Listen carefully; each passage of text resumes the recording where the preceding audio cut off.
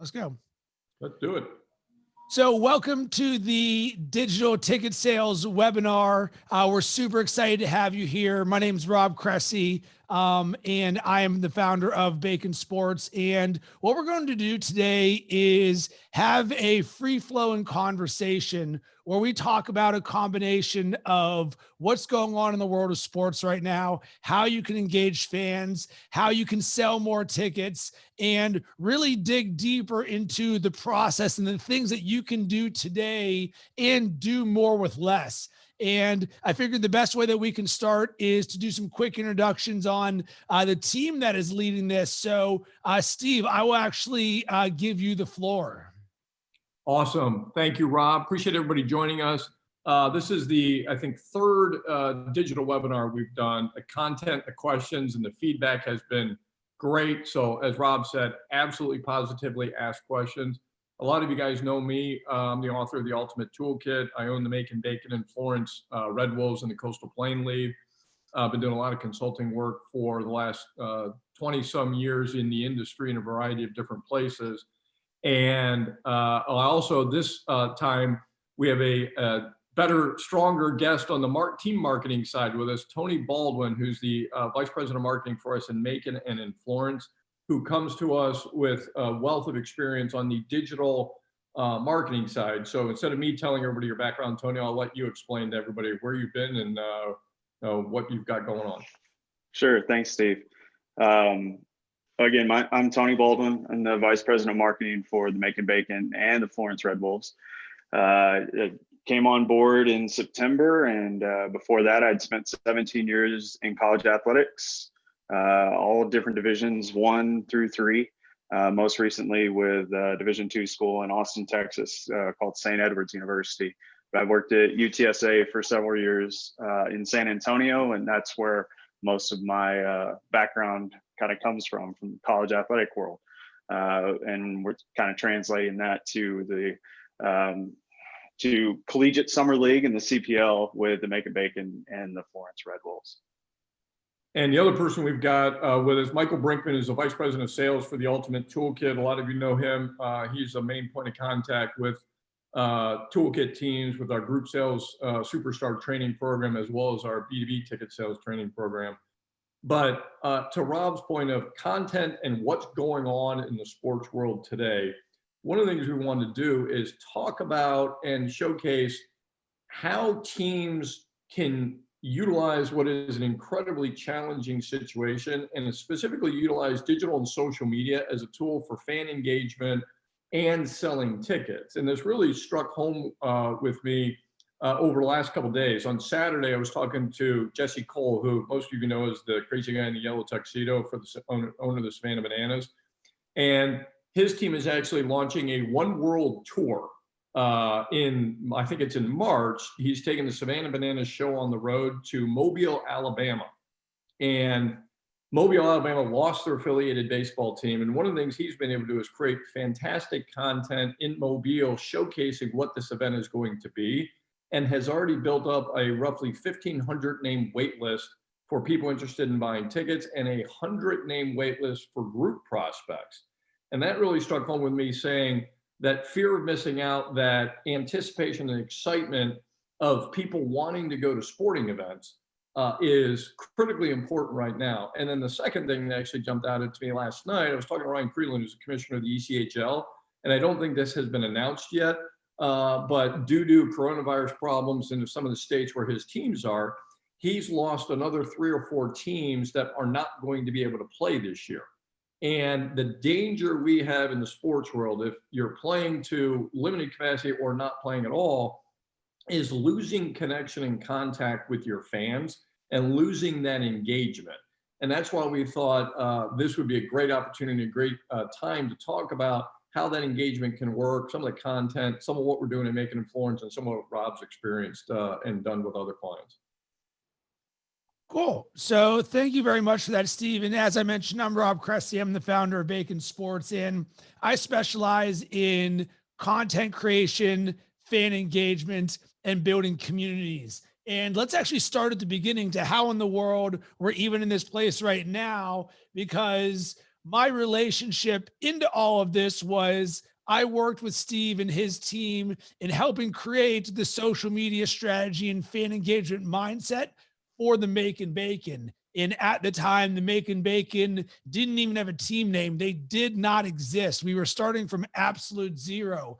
And it is from that that I worked with Tyler Burton, their marketing manager, and helped put together a strategy for social media and fan engagement in content creation. And why is that important? Because one of the biggest things that I see teams, leagues, and individuals missing on is they do not have a written strategy. Why is this important? Because you want to be able to talk about a few different things, not just buy what I'm selling, buy what I'm selling. And you want to do so in a way that's fun and engaging and resonates with your audience. And oh, by the way, you want to be able to look at it and reference it so you know your brand voice and what you sound like. And you also want it because marketing teams are fluid. People are coming and going in and out, and you want to have something foundational that can allow you to build upon. So, Steve, I want to hear from you in terms of why you thought it was important to invest in a social media strategy when you started building the Making Bacon. Well, I think you hit it on the head. Is we came to Macon. They had not had baseball in nearly 20 years. We certainly were not flush with hundreds of thousands of dollars for mass media to build our brand and get the word out. So I looked at it and said, okay, social and digital media is by far and away the most cost-effective tool. My background in ticket sales and sponsorship sales knows that the more people who are engaged with you, the more impactful you can be. So we needed to launch a strategy that didn't cost us much, was easy to implement from somebody sitting at a desk, essentially, and then that would build buzz and build excitement. And in the case of, you mentioned Tyler Burton, our former director of marketing, Tyler came to us at 20 years old. And a lot of teams will hire a young person to handle their social media, but not give them direction and just say, here, go post some things, go have some fun. And I knew it was critical that if we're going to do this and do this well, that we had to have that strategy, that plan, that organization, and connecting with you as a person who already done it, like had to be the right strategy going forward. All right, Steve. So what I think would be extremely valuable is if we talk about things that are going on right now in the world and using the Making Bacon as well as myself as the example, because as you mentioned, we've done a few of these and we've given the background and the importance of social media strategy and fan engagement. But I believe the most value that we can actually give is to talk about the current situation right now. And Steve, let's start with the mindset of the Making Bacon. On this present day, it is December 8th, 2020. What is the mindset for how the Making Bacon are using social media marketing and fan engagement? Well, I'll give you the overview, and I'm going to let Tony talk about the specifics and the details, but we're in December. Our season starts in June. Obviously, around the country, there's a bit of a fear of, geez, what happens next? When's this coronavirus going to go away? Are people going to be able to play? Like I mentioned earlier, there's a number of hockey teams that can't play this year. Even affiliated baseball teams are concerned about being able to start in April.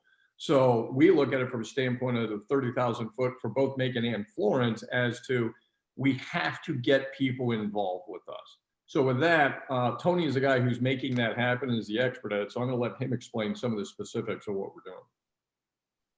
Sure. Florence specifically, it's a team that was not able to play last year due to local restrictions with the pandemic.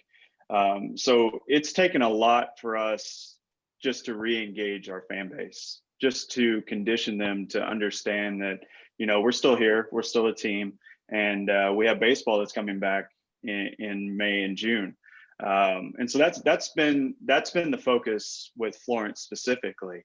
And it's just kind of letting everyone understand what the new ownership is all about and what to expect. And it's been hard. It really has. And from a standpoint of, you go from not having hardly any content from the previous year to all of a sudden trying to push out a lot of content just to see how they would take it. So we kind of bounce back and forth in Florence with just trying to figure out who are our fans and what is it that will resonate with them. And that's still an ongoing process, obviously. And that comes with digital advertising as well. Which ads are going to work, and just like everyone else, I mean, you asked that same question: which of these ads are going to work, and which ones are not? Within Macon, however, we're coming off a very successful season. Played it at about a third capacity. The Bacon went on to win the Southern Ball Collegiate Championship in their area, and so from that, we had something to build on. We already had a very successful and a very engaged fan base. And so it was, how do we keep them engaged enough to buy tickets and not sit back and just wait to see what happened? And so we had that story to tell. We had the story to tell that, we had a very successful season. We complied with all the local restrictions, and we still had people in the stands. And this is how we were able to do it. And so what we've done with that, we've told that story, but we've also added on to it and just tried to be an escape for them. We've tried to give them different things that are going on with us, and trying to be as wild and crazy as we normally are on the field within our social media platforms. And again, it's all about us being authentic and then just trying to drive engagement. And that's really been the key for us so far. So, Tony, two things there that I think are important, what Tony said. Number one, authentic. And number two, having fun, being an escape. We are a baseball team. Quite frankly, nobody cares about our players. Nobody cares whether we win or lose. I'll be the first to say I own the team. I don't even know the names of our players. I'm not even sure the name of our manager. I don't care. If the beer is colder than the hot dogs and the fans have a good time, that's what matters to us. So part of what Tony's doing is especially in Florence, where the team didn't play this year, he's trying to create that buzz and excitement about fun, about engagement. So as those of you who are listening to this are thinking, oh my gosh, my team may not be playing, or we're playing in a really limited capacity, don't just think about player-related things. Don't just think about sport-specific stuff. Think about all the fun things you're doing at your games, or fun things you're even doing not at your games, that you can share and engage people with. I think that's hugely important. So, Steve, something that I would like to add to this, and Tony, I can also bring you in, is let's get specific on some of these things, because I know when it comes to fan engagement and content creation, there can be a lot of self-limiting beliefs. I don't have the resources. I don't have the knowledge. We don't have games going on. What do I even create about? Tony, can you give us a little bit more into your mindset from a specificity side of things, that, hey, here's some things that we're doing that somebody else can do? Because so often I find that we need to find the leaders in the industry, mimic what they're doing, because we can all be successful at it, because Florence and Macon are a great example of that. Yeah, I think you made a good point. You look at what the leaders are doing, and I think everyone does that. I think you look to teams that are really putting out good content, but then what are they doing in a situation like this? For example, us in Florence, we have no content to work off of. We weren't left with any photos other than what's posted on the Facebook page. We're not left with any video. And I'm stationed in Macon, Georgia, while the team is in Florence, South Carolina. So that's been something that we've had to work through. But from that, we've created different things. We've used the Facebook photos there and turn those into items that we can use, content items. Specifically in Macon, since I'm here and I'm in our ballpark right now, and I can walk around and do different things, and we're in the second oldest minor league ballpark in the nation. We have a lot of things to talk about here. But we've done new things. Like this year, we added a YouTube series, the Macon Bacon Review Bacon. And it's literally two of our sales staff eating bacon and talking about it and telling our fans about it. We're not asking for tickets. We're just looking to give them an escape, and just different things like that. We have been we've tried to keep all of our platforms a little bit different. We're trying to keep the content fresh. We're constantly just looking for different ways that we can get new people into our funnel. Obviously, we'll do digital advertising, but then again, when it comes to the organic posts, that's really where we've noticed that we're going to do a lot of live stuff. We'll go live on Facebook. We'll go live on Instagram. We'll go live on Twitter. For example, the last 2 weeks on Facebook, we've added a couple new things. We just started, I get here around 7 o'clock, and we'll put the phone on in the stands and just let the sun come up and just let our fans talk about it. And that gets us engagement. That gives us a custom audience that we can retarget. And then it gets people in the city involved and engaged, and that's what we're looking for. And then some other things we'll do, we'll just walk into our team shop, which is called the Pork Shop. And we said we're going to do a new thing, and we call it Talking Pork Shop. And so we just walked around and we looked at everything in our store. Again, not trying to sell anything. We were just talking about our items. We're doing one on Friday where we're just talking about Christmas movies. It has nothing to do with the Making Bacon, but again, it's driving fan engagement. Love that. So I've actually got 2 questions, and Steve, I might bring you in on this, but I've got a question for everyone, and you can drop this in the chat. How many of you have gone live even once, and or how many of you are consistently going live? Because I believe what Tony just said there is one of the biggest game changers of what my mindset is right now, and what everybody's mindset should be moving forward, is having live being part of your strategy. And why is this so important? Because number one, what do you think the social platforms give more organic reach to? Live streaming video. So if we start with nothing but that, we know that when we go live, the platforms will say, oh, we like this because you are spending more time on our platform. We are going to show more people this stuff. Number 2, we say, how in the world do we engage fans and build relationships and get people to look forward to hearing back from us again? Well, you need to be able to build a relationship and have more awareness. If you're not doing these things, no one knows about you. So even though Tony's talking about the sunrise, you're like, well, how is that applicable to us selling tickets? I can promise you, there's at least one person in Macon, Georgia, who watches that sunrise and it makes them feel good because it's a great way to start a day. It's for the same reason why we all like watching a sunrise. It just so happens the Macon Bacon are going to say, now let's make the connection of the sunrise with the Macon Bacon. And along these lines, I actually do a weekly live stream on LinkedIn, YouTube, and Facebook, ironically enough, called Wake and Bacon. My company is called Bacon Sports. And what do? I give them a dose of positivity and inspiration to get your day started off right. Am I talking about content creation and brand building? No, I'm talking about how I can make your life better, how I can add more positivity to things. And if we audit what's going on in the world right now and all the noise and all the negativity, put all of that up against the sunrise from the Macon Bacon Stadium for just a brief minute or 5 minutes or 10 minutes. There's this just slow positivity of boom, here's the sunrise. And then they rinse and repeat this to all the different areas. So looking here in the chat, Alexandra, yes, we've done Facebook Live only. Used comments sold successfully too. William went live once for an Instagram Q&A when the shutdown first started. Gretchen, we have done Facebook Live often, but have not gone live on Instagram. Cool. Thank you for all of those. What I would also say is notice the number of people or a lack thereof that are currently doing this. This should be a big ding, ding, ding, ding in your head right now.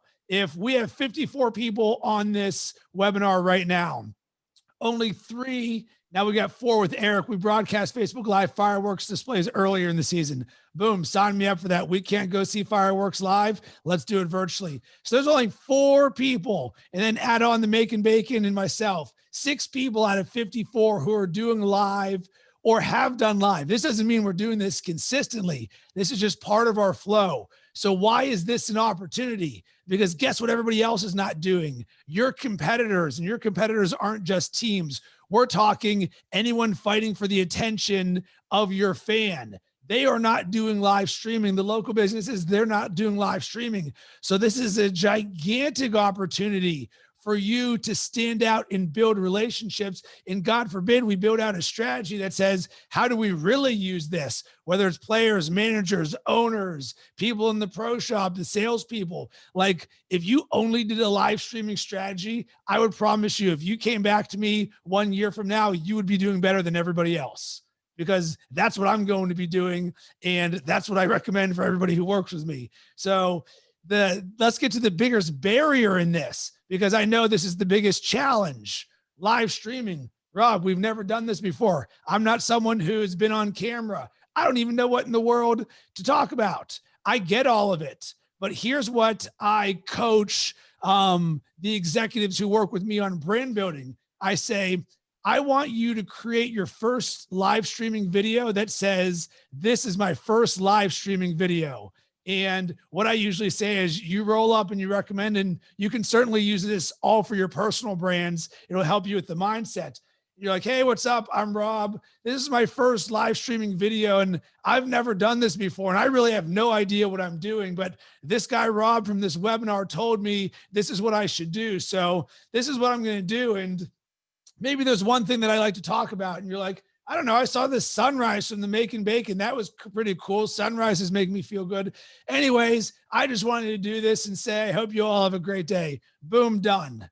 Guess what is going to happen in the comments? People will go in the comments and say, holy smokes, Rob, that's amazing. Way to go on doing this. You are going to get overwhelming support from others when you live stream. And then another thing is going to happen. There will be people or companies that reach out to you and say, can you show me what you just did? And you're going to go, wait a second. I just did my first live stream ever, and somebody else is asking me how I just did what I did.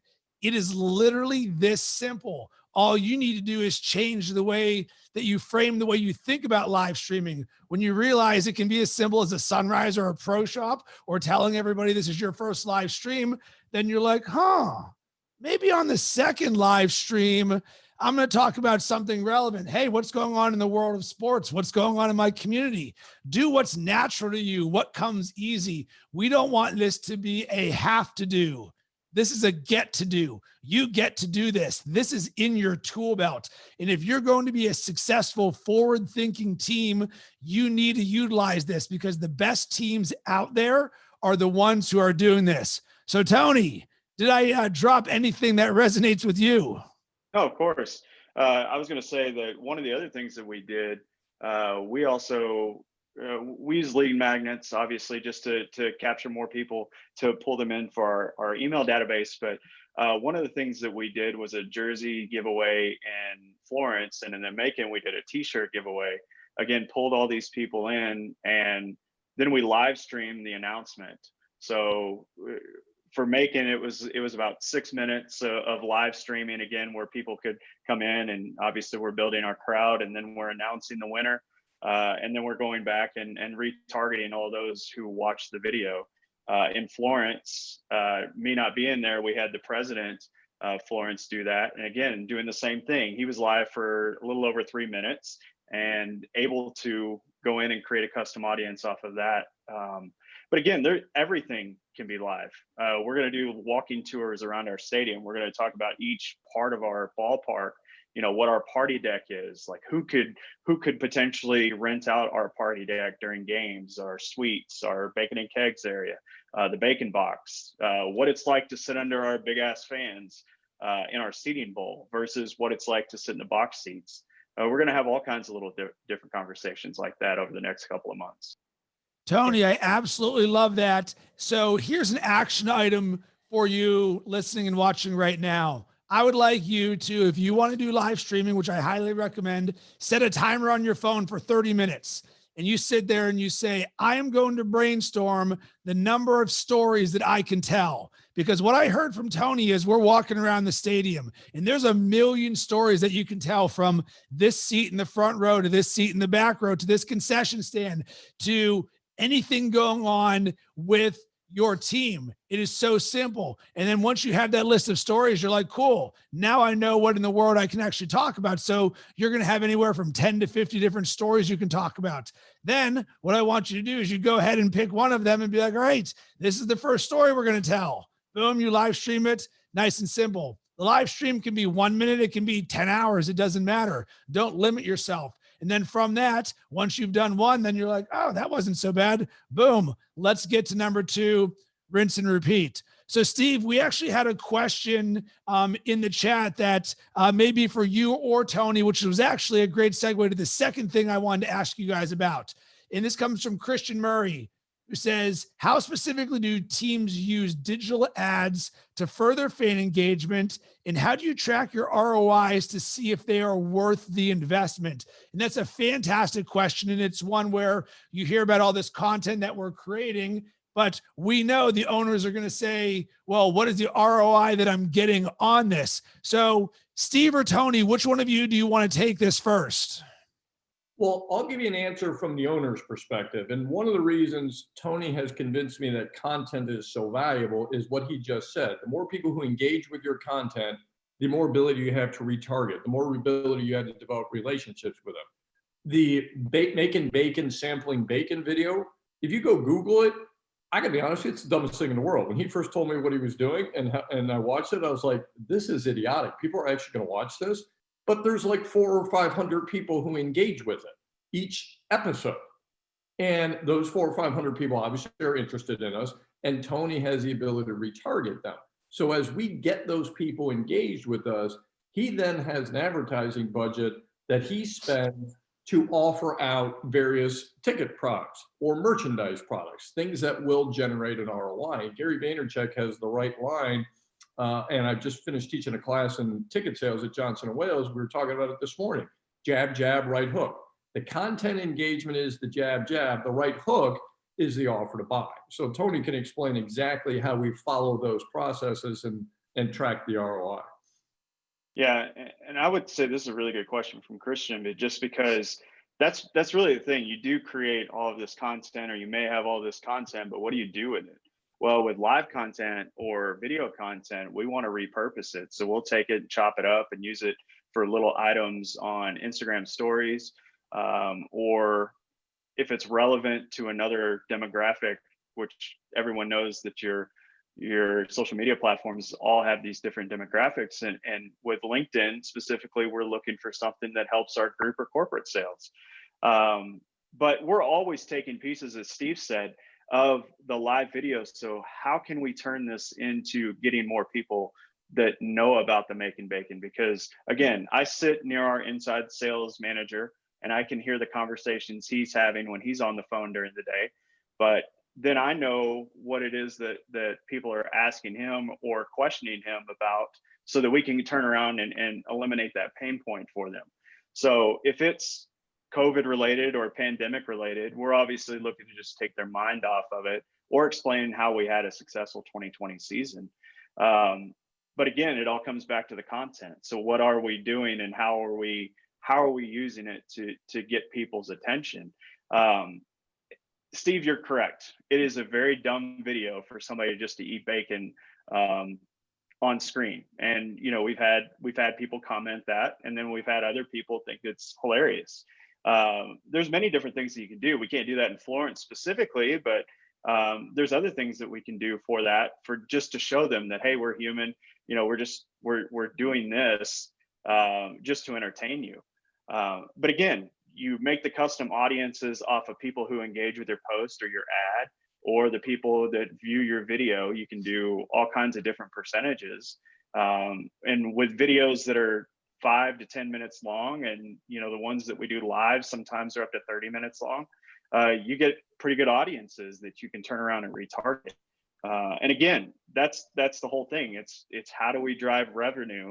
And then we're looking at it from that standpoint. As we retarget those audiences, we can see the ROI or the ROAS on the back end. Obviously, that's what we're tracking to show someone like Steve, because we have a standing meeting and we're talking about those metrics every week. And this is what makes the content creation translated into ROI so brilliant. The staff members evaluating bacon is goofy, but people watch it.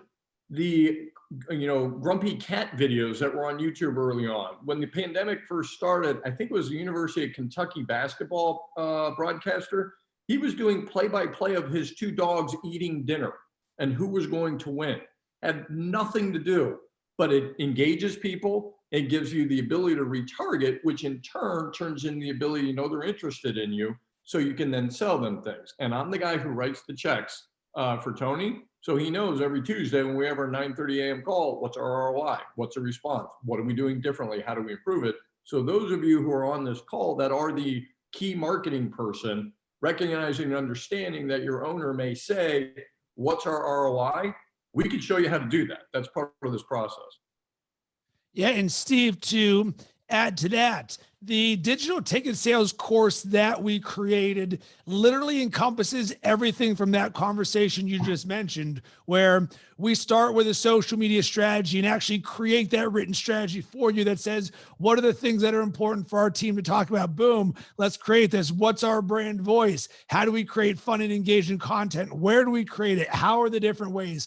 We give you that roadmap and that blueprint, so you're no longer in this sea of everything where we can create everything, we don't know what to do. We want to create structure in your world to make it easy for you to execute. And the reason that we did this is we are you. We are the marketing directors and marketing managers and heads of companies and teams and leagues, because we are engaging with our fans on a daily basis. So we said, all right, what's going to save us time, make this more efficient, and increase our quality? If we can do all of those things, would you be interested? And I'm like, of course I would be interested. So we essentially created the thing that we wish was created for us. Then we decided to layer on what Tony was talking about on the digital advertising side of things. So we've gotten good at content creation and fan engagement. Now, how do we amplify this? Cool. We're going to go ahead and amplify this with Facebook advertising. And we go step by step to take you from zero to running your ads to how the Make and Bacon are doing it. Because what we wanted to do was help show you the way based on the way that we're doing things that we know works, because Steve and Tony are the ones who are doing this on a regular basis. So this leads us to one all important question. And this one's going to be for Steve. So Steve, Tony comes to you and says, here's the ROI that we've got on these things, but we actually forgot a step, because most teams aren't at the step where they're bringing their owner the ROI on the content and the marketing that they created, because they haven't even invested in the content and marketing that they're going to create. So someone's listening and watching to this and is like, I'm in. I get this. This makes complete sense. This is going to accelerate our growth and build a foundation, because that's what it's going to be. And we want to invest in our brand, in our marketing, in our content, in our fan engagement. So Steve, how do we pitch to you, the owner, that this is something that is worth it, that's going to get the ROI? Because when we buy something today, does that mean tomorrow all of a sudden it's raining money? How are we going to convince the owner that in this current situation with the pandemic going on, and a lot of teams, they don't have fans in there, or there's limited fans and there's a scarcity mindset everywhere? How do we convince you that this is the thing that we need to invest, that is going to amplify our growth and be the biggest driver of success? I think it's a great question, because I do sit in that chair. So I think there's a couple of steps I would take if I was an executive listening to this. Number one, does it work? Where's the proof? I'm going to sit there and say to you, all right, show me where and how this works. And if you need proof and you need examples of what we've done in Macon, what we've done in Florence, our ROI for our advertising, our digital advertising in Macon and Florence has been, early on, it was 30 to 1 in our first year in Macon. Even now, it's still that 8 to 10 to 1. So as an owner, if you come to me and say, hey, Steve, for every dollar you give me in advertising, I'll give you $10 back, you have my attention. So I want to know, first and foremost, do you have proof that it works? The second thing is going to be, okay, how are you going to execute it? I'm willing to invest in this as your owner, but you got to show me who's going to do it, how you're going to execute it, and how are you going to prove to me that it's working for us? Because there's a lot of times the team executive will say, geez, this is a great idea. I heard somebody else doing this. We're going to do it. And then you get halfway there, and then you don't complete the process, and it doesn't work. And I hear it over and over with my consulting clients. Yeah. We tried that with smaller ticket package. Didn't work in our market. Or our market's only a walk-up buyer market. So You've got to follow through and show them exactly, your owner, exactly how that's going to work, step by step by step. If you do that and show them, they're then going to say, all right, I'm willing to take a risk on you. I'm willing to gamble. Budgets are tight. We aren't selling any tickets. We aren't spending any money.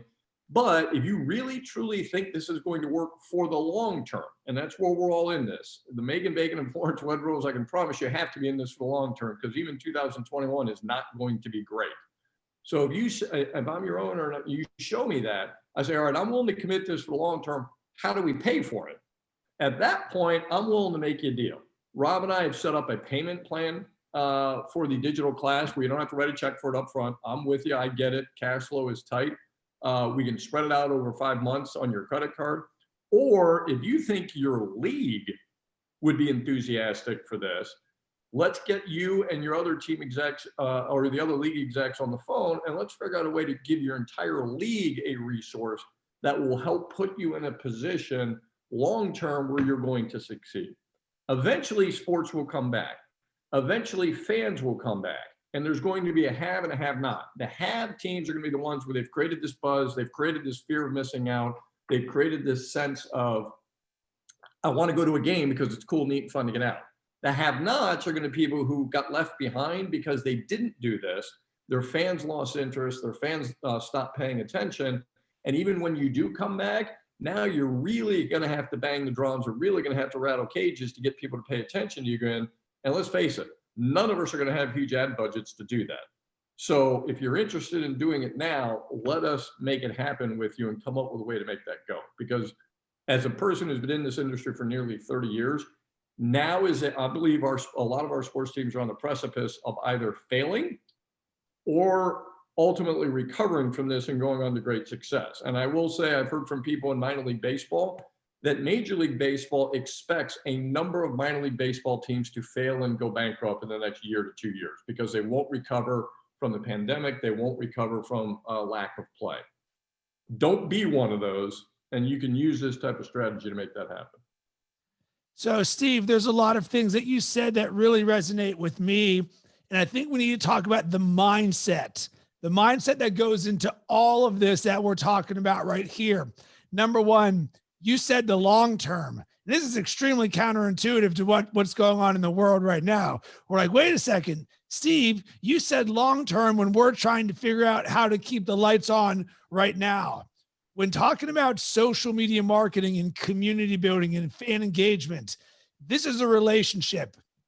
Because remember, on average, it takes between 7 and 11 times for someone to see something of yours before they engage with it. And that's assuming what that is good. So social media marketing is like relationship building. And you always hear the analogies. I'm not going to ask you to marry you on a date on the very first date. But so often, what is our default for how we're going to generate ticket sales revenue? You go, oh, let's just post as many times as we can, buy what we're selling, buy what we're selling. That's like asking the marriage on the first date. That doesn't work. It's why you need to have a long-term mindset with this. And I like to give the analogy when thinking about social media strategy, like building a house. Could you build a house without a blueprint and without a foundation? Sure, you certainly could, but it's going to take a lot more time and the quality is going to be crap. And quite frankly, it's probably not going to last long. But imagine if you had a blueprint. What does that allow you to do? Well, once you've got that blueprint, boom, let's build this solid foundation. We want to make sure that this house that we build on, that we plan to last forever, yeah, that thing's solid. And then from there, we go into each of the different rooms and you're like, well, the blueprint says to do this, boom. And the next thing you know, you follow the blueprint and you've got this amazing house. You're like, wow, this thing actually worked and we got it done faster and the quality of this is higher. So this is the same long-term mindset that I need you to have. And it's an extremely difficult thing right now when we all feel like we're on fire. But guess what? It doesn't mean that the mindset isn't correct, because in order for you to succeed with a long-term mindset, this is the mindset that you need to have. Number two, Steve, you mentioned the follow through. We tried this, but it didn't work. And this comes to you looking at yourself as someone who is a success mindset individual who goes, am I going to commit to making this work? Not this, oh, we purchased a course and I watched a few videos. I mean, you're someone who wakes up, you go to your team and you're like, I'm going to make this work. You're committed to making this happen. Because one of the things that I do at Bacon Sports is I help companies, leagues, teams, and publishers launch podcasts and YouTube channels. And there's one question that I ask before someone works with me that immediately tells me if they're going to succeed or not. I ask, are you interested or are you committed? Because you know how many people have come to me and said, oh, Rob, I've thought about creating a podcast. Oh, for how long? About 2 years. Oh, why have you not done it? Well, you know what? The timing isn't right. And I really don't know what I'm doing. And they give me every excuse in the book.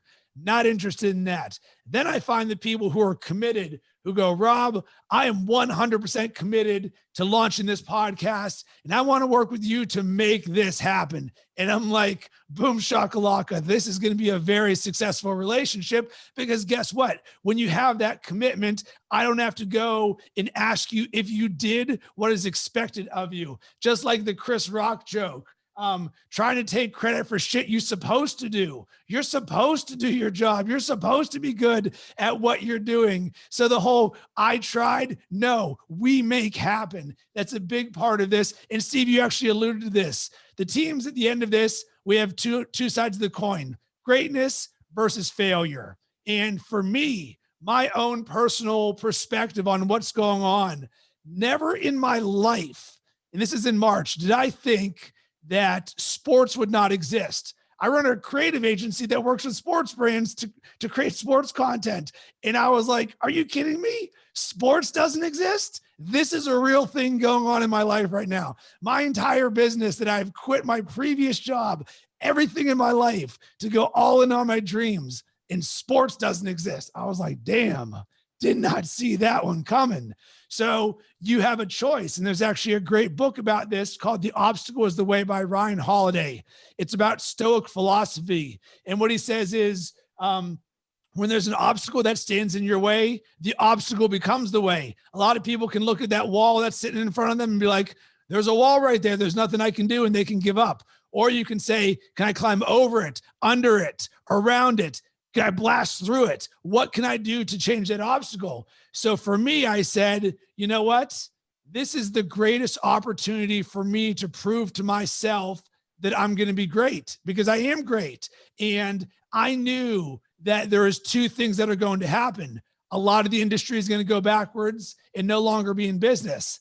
But then there's going to be the portion of the industry that is going to thrive, that they're going to look back on this time and say, holy smokes, Batman, I am so thankful for this. While it was extremely difficult and uncomfortable, the foundations that were built during this time allowed us to succeed moving forward. And if you don't have that mindset, you are not going to be successful. This is a very binary thing. And Steve, I saw you looking to want to talk, but I was spitting some fire, so I'm going to let you jump in. I would echo what you said about the challenges. Here we are in the middle of a pandemic. And what do I decide to do? Buy another team.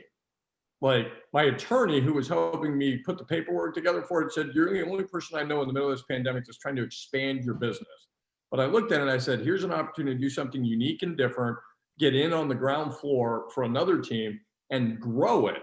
And yes, 2021 ain't going to be perfect. But as I've told my partners in that deal, if we survive 2021, 2022 is going to be fantastic. And the long-term vision each of you has with your team and the communication you have with your owner, yes, absolutely, unequivocally, positively, that owner is going to say, I'm not going to spend a nickel unless you prove to me that something good's going to happen out of this. That Tony can attest to that. It's the exact same mindset I have. Same with Michael. But if you prove to me or show me this is what we're going to do and I'm going to commit to it, your owner is going to make the investment, make the commitment to you. So I consider that a blessing. All right. And I will actually add something else that can really help all of you right now. And this can be on a personal level because what you do as a person is also going to help you succeed in working with your team. Every year, I like to create a word of the year moving forward. What is that word that is going to be my due north that is going to allow me to succeed in 2021? And you know what that word is for me? Vision.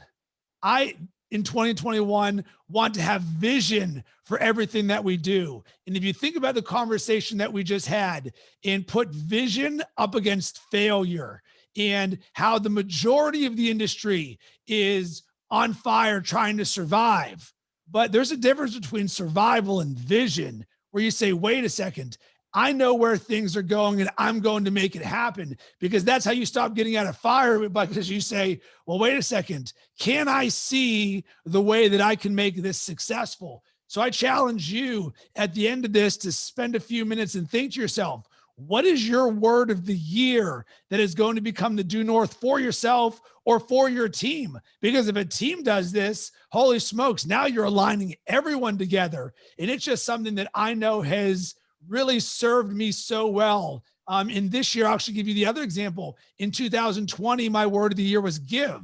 Why in the world do you think we're doing this webinar right now? I don't wake up in the morning and be like, oh my God, I'm just so ready to do webinars for everyone. No, I do that because I want to give to everyone, because Steve and Macon and Tony and Michael and all of us, we've experienced the same things that you have going on right now, but we have decided that we were going to invest in ourselves, in the structure of our businesses, to help everybody else in the industry. And in growing our teams and brands, it allows you to grow your brands because we're able to give more. So those are just two examples of how the word of the year for me is manifesting itself right here in this exact moment. So as we wrap this up, I know we wanted to do some Q&A. Steve, I want you to wrap a bow on this in terms of how people can take action if they're interested in our digital ticket sales course, whether it is one more conversation with you or Tony or the team,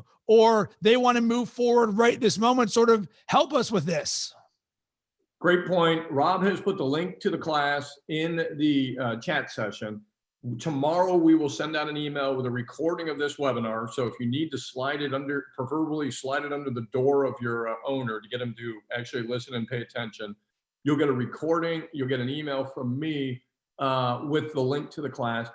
Absolutely, positively, reach out to me, reach out to Michael for a demo. We'll walk you through the class, how it works, set up payment plan structures. If you've got other teams in your league that you think this can be beneficial for, let's start that dialogue now, so you're as prepared as you can humanly possibly be as your team gets going, starting to play. Steve, Gretchen had a great question. What is the cost? Gretchen, I love you. Toolkit team.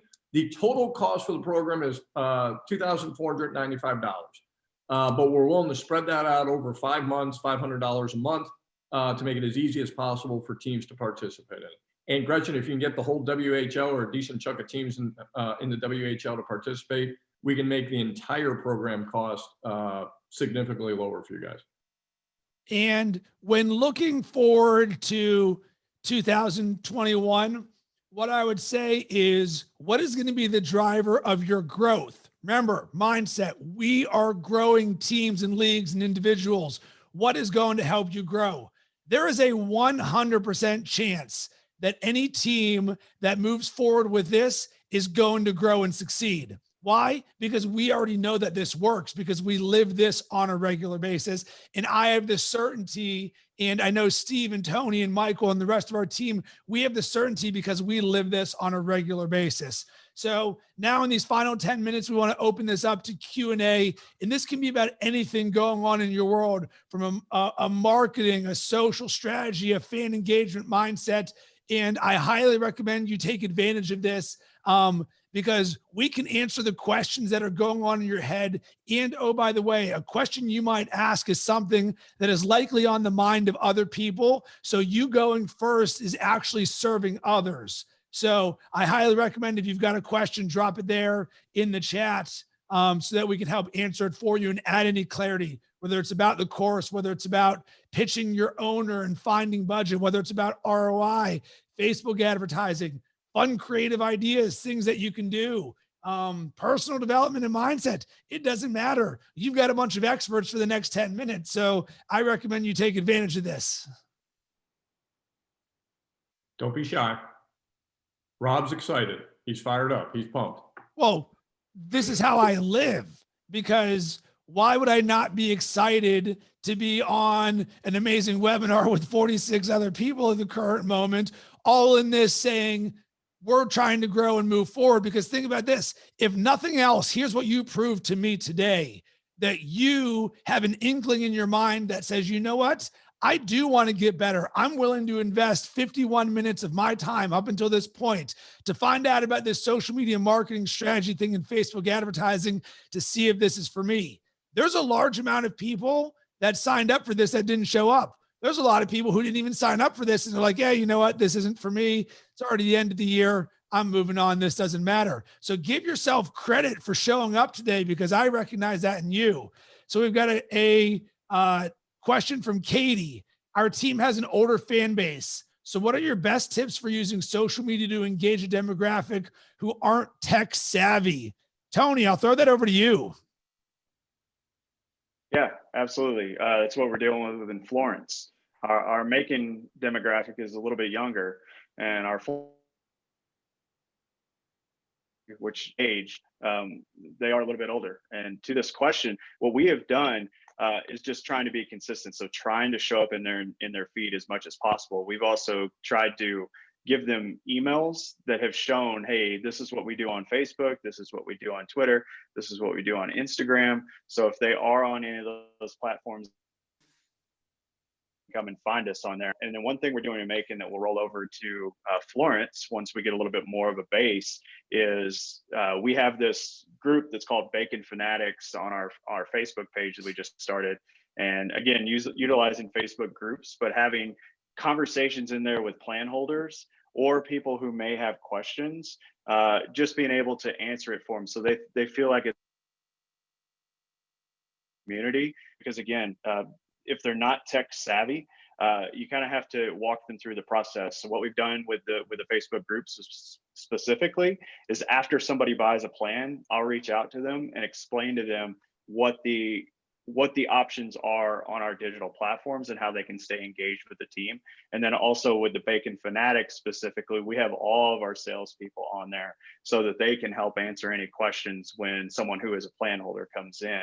But I would say, based on your question, Katie, I would just say be consistent with your content and provide content that is for the graphic. Because again, not everything, a meme may not be specifically for them. But again, being true and just talking about stuff around the ballpark or your stadium, I think that really resonates with them. And then showing them lots of photos. We've had a lot of success with family photos, host family photos, things like that. And I've actually got something that I can add to this, which is a unique perspective. Is if you have an older demographic that may not be tech savvy, that is a great opportunity for you to build the relationship in non-digital ways. Because guess who's not building the relationship in non-digital ways? Everybody else. Imagine your social team goes and calls that older demographic of people. You have an opportunity to take the conversation that is online and move it offline. Who's to say there's not a 1-800 number that someone can call or some sort of other digital communication? And oftentimes that can be seen as inefficient, but there is gold in inefficiencies. And think about the last time you got a handwritten note or someone gave you an actual phone call that you wanted to see. And imagine that comes from a team, because you know how many teams have called me? 0, other than saying, I want you to buy season tickets. But imagine someone who calls and goes, you know what we're going to do? We're going to get the phone number of everyone in our fan base who wants to, and they're going to give it to us. And on Monday morning, we're going to say, hey, happy Monday. This is Rob from the Macon Bacon. We just wanted to wish you a happy day today. Boom. That's it. Move on, rinse and repeat to 100 different people. Just like that sunrise, everything you do is an opportunity to create a positive brand interaction. So think about the ways that you can do that in a non-digital way that may speak the language of that older demographic. So we got a question from Christian. What tools or resources make you better at your job career, and how do you remain consistent with this approach? This is an easy one for me. It starts with the growth mindset, and it would be podcasts and books. So I learned early on, let's call it 8 years ago, I just quit my job in digital advertising sales. I was making 6 figures. Boom, I'm crushing it. But I didn't wake up every day loving what I was doing. So I quit my job to do what I'm doing now. And I realized, holy smokes, I'm completely on my own. I make every decision. And I audited the success habits of the most successful people and the people I aspire to do things like. And I heard the average CEO reads 60 books a year. And I'm like, I'm reading 0. And then you would hear, oh, they're waking up early or they're working out or these success habits. And I'm like, not doing that, not doing that, not doing that. And sometimes you hear, hey, you should meditate 800 times before you're like, hey, Rob, you think you would like to listen to the 800 people that you want to do things like that say this might be for you? It doesn't mean that everything is an absolute, but what you need is the mindset that says, well, you know what? If I learn something, no one can ever take that from me. So the tool or resource that I would say is your growth mindset for learning. And this completely applies to everything we're doing with this course. You can learn social media marketing and fan engagement. You can learn Facebook advertising. So more specifically, Christian, here's the one thing I do. For the last 8 years, I've read for 30 minutes every single day, first thing when I get up in the morning. Why that? Because Rob, I don't have enough time to read. My day is so busy. There's just so much going on that I can't invest in my learning. But we've identified that the most successful people learn and read, right? Yes, it's important. So if something is important enough, when do you find time to do it? First thing in the morning. Why? Because now I don't have an excuse for why it didn't happen. Because find me at 8 p.m. I've got a million things going on in my head. I'm tired. I don't want to do this. But wake up at 5:11 a.m. Guess when there's always time to read for 30 minutes? 5:11 a.m. Rob, I don't like getting up in the morning. Well, that's a different conversation. So if you want to be successful, think about how you can engineer success. And for me, that tool is reading 30 minutes first thing in the morning, because it guarantees that I'm better today than I was yesterday. So no, that's a sort of a different answer, but that's actually the real answer. Steve, did you have a thought on that? Sorry, my dog was sneezing in the background. I agree with you 100%. Reading 30 minutes a day, turn off the TV, and get after it. Boom. Great question though, Christian. So another thing I like to say, success leaves breadcrumbs. This is a breadcrumb right here. If I just said this and Steve just said this, guess what? There is something to this if the two leaders of this webinar both agree on the importance of reading. Don't wait 800 times like I had to do. This is just 2 right here for you. These are our 2. Don't wait another 798 before you invest in your reading or your social media marketing. Great question though. Rob, can I add one on there? Yeah, go for it, Tony. All right, great. So within Facebook structure, they have something called Facebook Ad Library. And if you're not familiar with it, it's basically where you can go and you can search any Facebook page and you can find out what advertisements they're running. So I'll go look at what our competitors are running. I'll go look at whatever our local area is running, not just from sports, but also from a small business standpoint. And then you can even see what their ad details are. It'll show you the entire creative and everything like that, all the different ads that they're using within that creative. But also, I create a swipe file. So I'll keep a swipe file that'll include all these different ads that I like and all the different copy. It may be from an email. I subscribe to the Click email. That's one of my favorites, marketing emails. But then also on Facebook, when you're served an ad, I'm one of those people who will scroll through ads or scroll through my feed just to find the ads. And then I'll click on, why am I seeing this ad?